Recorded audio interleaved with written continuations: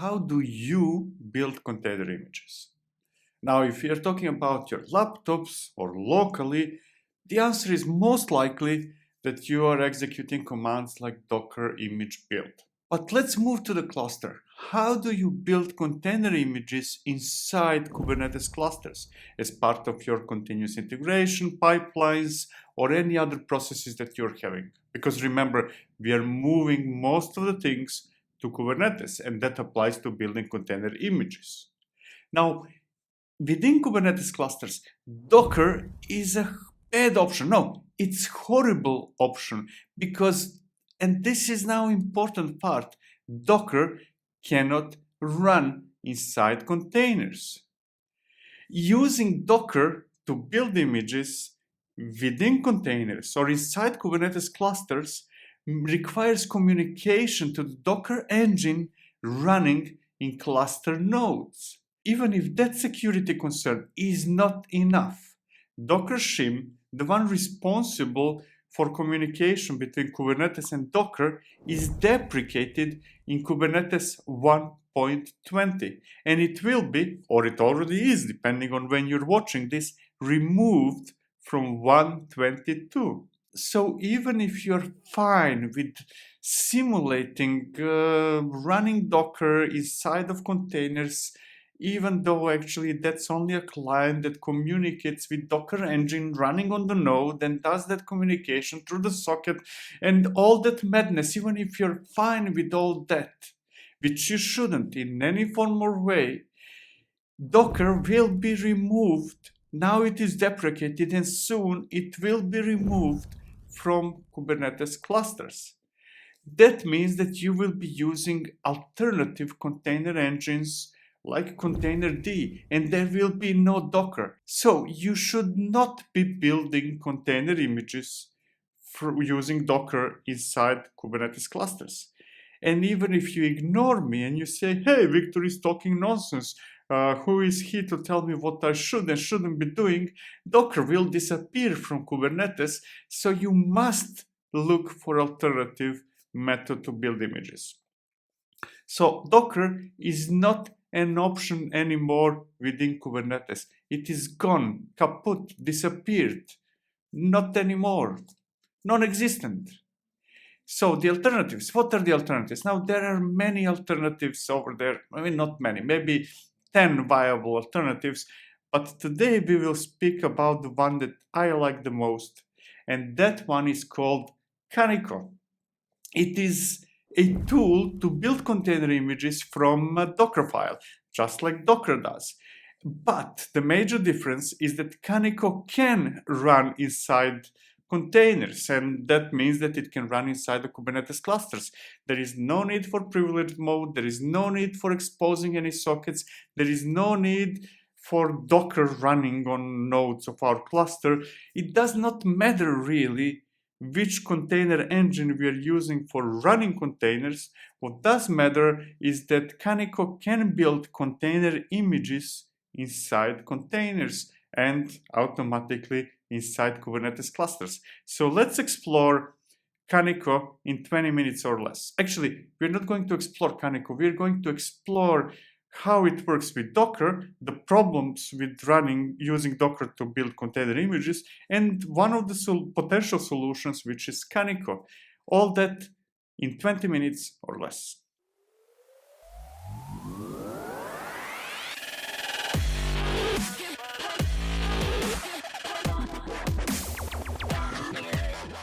To understand Kaniko, we need to understand the problem it solves, and to understand what it solves, we need to dive into the issue at hand. And that issue is how we build images and what are the problems with running Docker image build.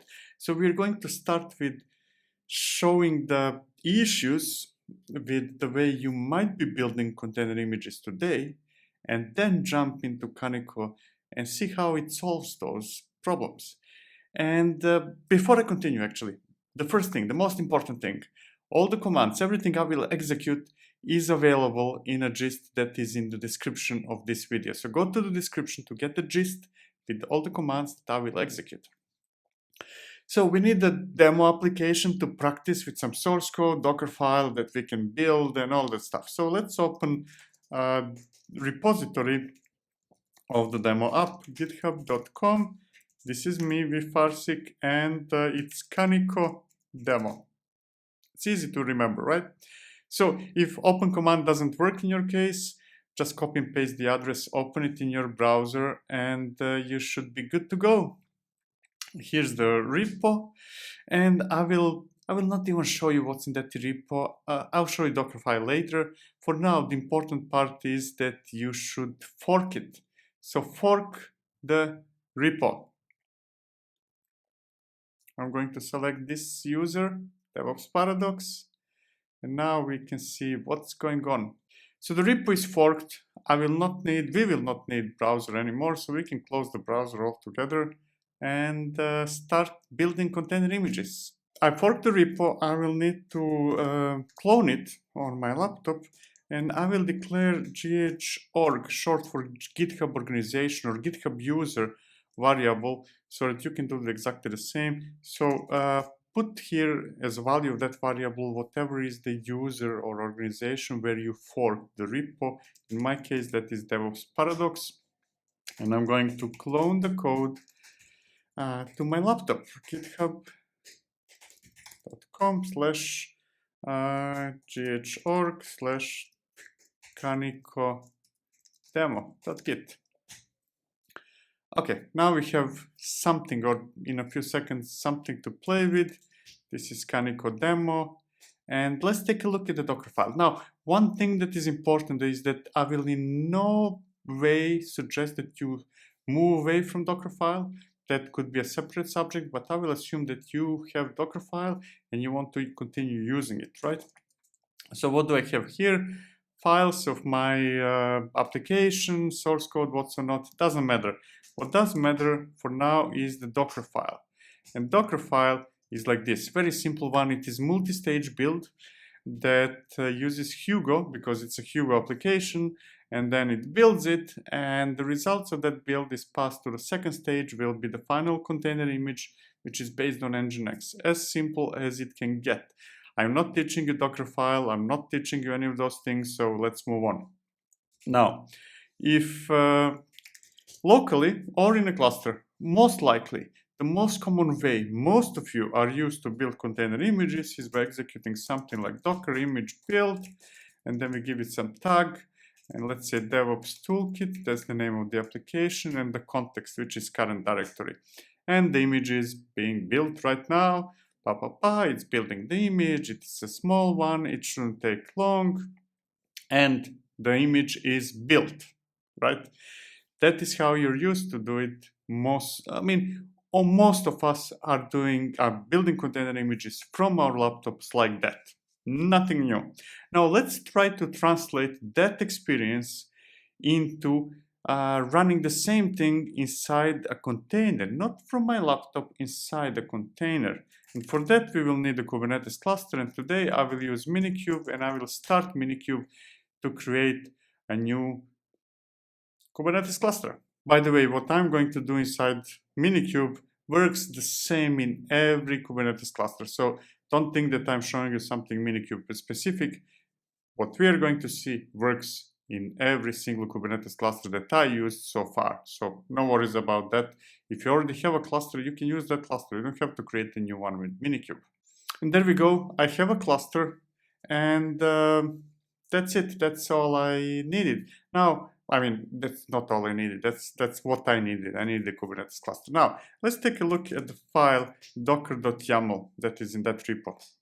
This Docker is the simplest possible pod definition I could think of that will show us whether we can use Docker inside of a container. So we have containers, single container that is based on official Docker image, and it is set to sleep for a long time. So I'm just going to run the pod with the Docker in a container that will sleep so that we can exec into that container and see what's going on. So let me create that pod and see what's happening. And the command is kubectl apply. File name is docker.yaml. And then I'm going to wait until it is up and running for condition equals containers ready. I'm just waiting until the pod is running. It's probably running already. Yeah, it's already running. Cool. Now let's enter inside of that container and let's try to see how we can build images. Docker sh. Now I'm inside of a container. The first thing I need to install Git, because I will need to clone the source code inside of that repo. There we are. And I'm going to clone the code that I showed you already before. Clear. Git clone https, because remember, I'm now inside of a container. I don't have the code that I cloned that is on my laptop inside of container. So github.com/vfarsik. You can change this to the username of your fork, Kaniko demo.git. And doing the same thing that I did on my laptop now inside of container, I'm going to go inside of the directory of the local copy of the Git repo, and I'm going to build the image. Docker image build --tag DevOps toolkit, and that's it. And look at that error. That error says that Docker is not running inside of that container. It is not there, so it cannot build the image. All we have in that container is Docker CLI, Docker client. And for Docker cannot run inside of a container, so it is running on the node of Minikube. And we will need to figure out a workaround how to get to the Docker from this container to the Docker on the node. So let me get out of there and delete. This was unsuccessful. So this just demonstrated that we cannot build container images using Docker inside of container without some workarounds. So kubectl delete file name Docker, and we're going to start over. There we are. Pod is no more. Now let's take a look at a slightly different definition of Docker pod, and that is cut Docker socket. The difference here compared to the previous definition is that we are having now volume mount and volume section. So what we're doing here really in volumes, we are mounting host path, meaning something on the host, on the node, and that path is the socket, Docker socket. And that is the socket through which client CLI communicates with the engine. That socket is used even when we run it locally on our laptops, even though it's not so obvious. So through this socket, when we are inside of containers and we execute Docker something, some Docker command of the CLI, that command will be sent through the socket to the Docker engine running on the node instead of being executed in a container directly. Okay, so kubectl apply file name Docker socket, and then we're going to wait. Why not wait? Wait for condition equals containers ready of the pod Docker, just to make sure that it is up and running. It is up and running, and we can enter inside of that container docker --sh and do the same thing as before. APK add, we're going to add git because the default image does not pack with git, and clone https github.com/whatever is the user where you forked, and Kaniko demo.git.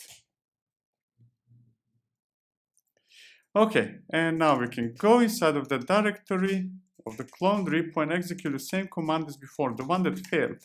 Build tag DevOps toolkit, and the context is the current directory. And this time it works. It works simply because now we are not using Docker inside of the container. Instead, we are using Docker that is on the node. And this is horrible for two main reasons. First, because we mounted a socket. That means that anybody capable of running containers in our cluster, containers themselves, can issue any command to Docker running on the node. Basically, it would be relatively easy and straightforward to take control of the whole cluster. Relatively easy. And even easier to take control of a specific node in a cluster, wherever that container is running. So this is a huge security issue. Amazingly, probably if you're doing this is the biggest security issue you have right now in your cluster, guaranteed. Now, the bigger, if you say, hey, I don't care about security, there is a bigger problem. I already mentioned at the very beginning, Docker is not supported anymore in Kubernetes clusters. So you cannot have Docker if you want supported version of Kubernetes inside of your cluster. That means that all this will not work if there is no Docker on the nodes, right? So Docker is out. This will not work no matter how tempting it is. And this is most likely, statistically, you are almost certainly using this method to build container images because majority of people are. So statistically, maybe you're an exception, right? So let's go out, kubectl delete file name, Docker socket, and start over. Let's see how we can build images based on something else, and that something else is going to be Kaniko. So the pod is gone, and we can look at how we can build container images without Docker, because Docker obviously doesn't work. It's removed from Kubernetes clusters, and it cannot run inside of containers anyway. So start over with kaniko.git file. Let's take a look at this pod. This pod is slightly a lot different than the pod definition we had before. To begin with, we are using the executor image from the Kaniko project. So before it was Docker, now it's something else. Yeah, I'm using it in debug mode because it's simply more gives me more options than I normally have with Kaniko, which is very short on what can do in the official non-debug release. Anyways, we need to specify a couple of arguments. First of all, we have the context, and context in this case is Git. So that means that Kaniko will pull some source code, some Git repo from this address in this case. Context can be different. It can be GCS bucket, Google bucket. It could be S3 or AWS bucket as well. It could be Azure Blob Storage. It could be local directory, which is very interesting for CI/CD pipelines. It could be tar file. It could be standard input, and so on and so forth. So there can be many different contexts, or in other words, places where Kaniko should find source code of the application, and especially where it should find Dockerfile. And we are using it. That means that it will clone the repository for us, just like I did it manually when inside of Docker container. Kaniko will clone the repo in this context. And then we have destination. Where do we want to push this image to, right? We could only build without pushing, but in this case, by default, if you don't specify otherwise, it will build an image and push it somewhere. In this case, it is vFarsig DevOps Toolkit, which means that it is Docker Hub, my user in Docker Hub, and DevOps Toolkit is the name of the image, and the tag will be 100. So apart from Docker Hub, which is in this case, it could be GCR, it could be or Google Container Registry, it could be ECR or Elastic Container Registry from AWS. It can be any other registry as long as we know how to create credentials for Kaniko to connect to that registry. There are other arguments, many other arguments that we could set. For example, the one that is interesting to me a lot, that is cache. We could define where is the cache of the images so that build is faster, and so on and so forth. Now, just like the second example with Docker, we are mounting something as well, but this time we are not mounting silly things like Docker sockets so that we are completely insecure. We are mounting, in this case, something called Kaniko secret, which will be placed inside of container in a directory Kaniko and the file .docker. And here in volumes we can see what it is. It is a secret. And that secret basically is supposed to provide Kaniko with credentials how to push images to container registry, whichever registry we are using. So we are mounting a secret with the credentials to let Kaniko, enable Kaniko to push images, assuming that we want to push images to Kaniko. Now I'm going to open that file, kaniko.git YAML, and I will, and you should also open it in your favorite editor and change few things. First of all, this vparsec should be whatever is the username, GitHub username or organization where you fork the repo, docs. And the second vparsec, this one, should be whatever is your username in Docker Hub. Use Docker Hub for simplicity reasons. I will use vparsec as well, but as is, you change it to whatever is your Docker Hub user. So you need to change GitHub user, just like I did, and Docker Hub user over here. And I'm going to save that file, and I'm going to push those files to the repo that I forked. Commit-m, changed, what did I change? Registry, info, and I'm going to push those files. Cool. Now, before we run this pod and see how it works, we need to do something, and that something is that we need to create a secret. And for that, I will use a couple of environment variables. I already have those variables defined because they're the type of variables I don't want you to see. So I already defined variables. I will not do them, but you should define them yourself. So follow what I'm doing. Export registry server should be https index.docker.io v1. That means that secret will be pointing to the Docker Hub registry. If you use a different registry, change this to something else, but not for the demo, not now. And then we should export registry user. I will not show you the value of my user because I don't want you to know. You change those 3 dots to whatever is your registry user, and export registry pass or password. Put whatever is your password of your registry. Again, I already defined those variables. I will not export them here right now. And the last one is export registry email. This is the email associated with Docker Hub. Change those 3 dots to whatever your values are. And now we can create a secret. kubectl create secret, and the secret is Docker registry, and we're going to call them pegcred, same as in that pod.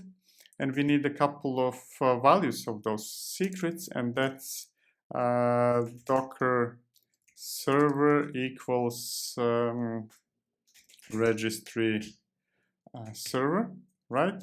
And the next one is passing those environment variables. Docker username is registry user. More.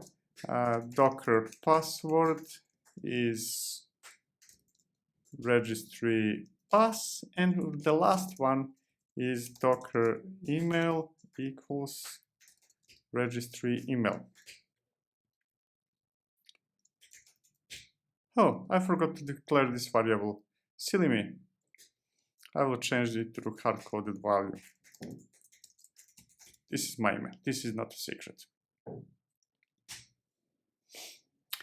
We have the secret created with credentials for Kaniko to know how to push images to Docker Hub, and now we can create that pod. We're doing the same thing as what we did with Docker, but this time with Kaniko. kubectl apply. File name is Kaniko git.yaml. And then waiting until it's up and running for condition equals containers ready, and pod is Kaniko. It's running, and now let's take a look at the logs. Logs Kaniko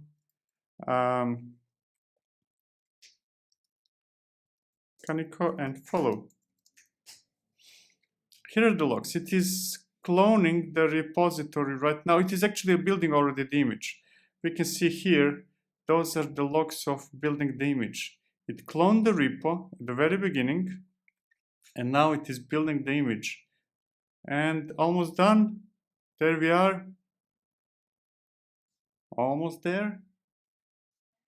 Actually, it's finished. It cloned, it built the image, and it pushed it right now to Docker Hub. That's it. It's running inside of containers. It is not using sockets. It is not using privileged mode. It is doing what Docker should be doing if it could run inside of containers. So this is the replacement. This is a worthy candidate for you building images inside of Kubernetes clusters. And that's all there is. Now I will show you one more file, just a slight variation of what we did, and that is Kaniko dir YAML. This is the same one, except with the difference that context dir is different here. Context dir is set instead of to git repo to the directory workspace. This is very similar to what you would use inside CI/CD pipelines, because in CI/CD pipelines you would clone specific repo, specific branch, specific commit yourself through your pipelines, and then use the local directory, local copy of that repo to build container image by using Kaniko. And in that case, you would use directory, or you could use other contexts that you already saw. So that's Kaniko. It's once you figure it out, and it doesn't take long. Actually, the documentation leaves a lot to be desired. But once you set it up, which takes maybe an hour or something like that, it is the same basically as using Docker, but within Kubernetes clusters. So from user perspective, from developer perspective, it is still the good old Dockerfile. And then when you hook it into your CI/CD pipelines or whichever processes you're using to build container images, from user perspective is the same. I give you a Dockerfile, and then some pipeline or some process is building my images. It's just that this process now happens to be using Kaniko instead of Docker for many different reasons. Security first, or second, and most important one, Docker is no more in Kubernetes. Gone, kaput. So Docker is still a great option, probably the best option to build container images locally. So when you want to build container images on your laptop, you use Docker image build and all that stuff. Jazz works perfectly. There is no need to change because the interface is still the same. We are using Dockerfile no matter whether it's locally building container images or inside Kubernetes cluster. So on your laptop, Docker image build works great. Inside of Kubernetes clusters is not an option, and I will argue that Kaniko is probably the best candidate to replace your Docker socket shenanigans with something that is actually really good. So try Kaniko. And before you start trying Kaniko and exploring, please subscribe to this channel. It means a lot. And if you like this video, hit the thumbs up button. So subscribe to get notifications. Hit thumbs up if you like the video. Do it even if you didn't. Anyway, if you want to support this channel, there are some books and courses that I and Darin, actually that's incorrect, Darin and I are making. So please consider getting one of the books or the courses that is used to support, actually to purchase Red Bull and pizza so that I can work late nights and weekends to create videos like this. Thank you so much for watching. See you next time. Cheers.